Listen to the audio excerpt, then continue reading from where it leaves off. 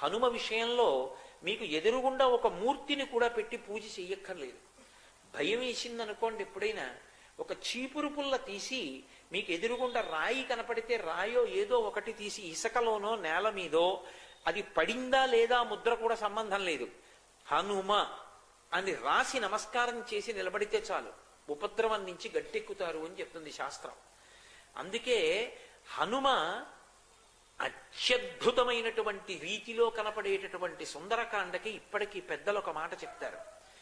ఏదైనా జీవితంలో జటిలమైన సమస్య వచ్చినప్పుడు దాన్ని ఎలా పరిష్కరించుకోవాలో అర్థం కాకపోతే సుందరకాండ పుస్తకం తీసుకొచ్చి అక్కడ పెట్టి రామచంద్రమూర్తికి, సీతమ్మకి, హనుమకి నమస్కారం చేసి ఒక కొత్త చీపురు పుల్లని తెచ్చి కళ్ళు మూసుకుని సుందరకాండలోకి గుచ్చితే ఏ కాగితం దగ్గరికి చీపురు పుల్ల గుచ్చుకుంటుందో అక్కడ సుందరకాండ విప్పి చూస్తే మీ సమస్యకి పరిష్కారం రామాయణ కథాంతర్గతంగా అక్కడ ఉంటుంది.